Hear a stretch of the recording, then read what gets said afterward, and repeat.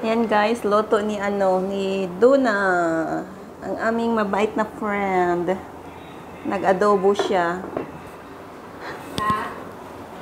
Nag-adobo si Ma'am Duna. Ang sarap nito.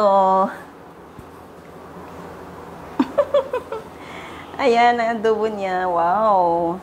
Kainan na. May sili na yan? Wala pa yan.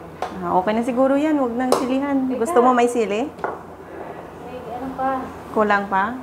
Oo, pinalalambot ko pa yan eh. Oh. Yes, may ulam na kami guys sa aming ito po yung boarding, ano ba tawag dito? Ate Duna. Ma'am Duna pala. Magkaroon ka dyan. Ito talaga, Ma'am Michelle. Huwag mo ko pinapabigao Ma'am dito. Ayan si Ma'am Duna. Sarap niya magluto. Mamaya kakain na kami. Pangalawang kain na naman. Okay na? Ayan.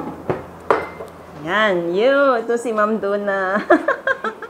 Ito yung amo namin, guys. Tamo. Tawag nito. Tamo. Sabos. Ano natin, Sampayan. Yan po yung area. Ayan, si Ma'am Duna. Nakukuha na naman ulit. Patingin. Ako gano'n. Ayan. Tapos i-display.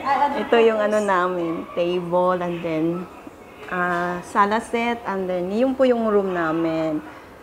Makiat ka dyan, may ibang tao na naman na nag-stay dyan. So, ayan si Edeline. Si Ma'am Edeline po yan.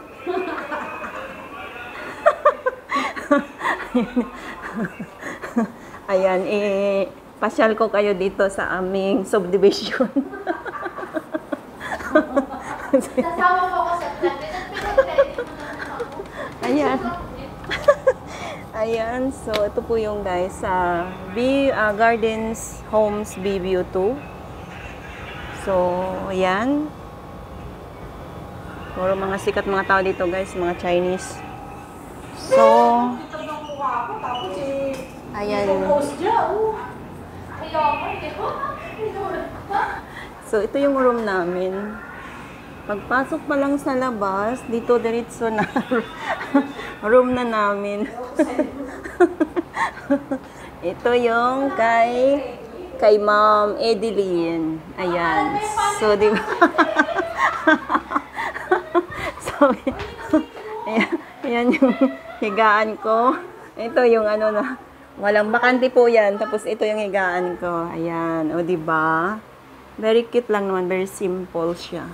Yan yung lagay namin ng damit. Lagayan ko ng damit. Meron ding luggage. Ayan. Kay sir po yung luggage binigay sa akin. So, ang pinakasalamin namin is ito. Ang laki ng salamin. O, di ba? Ang gulo pa.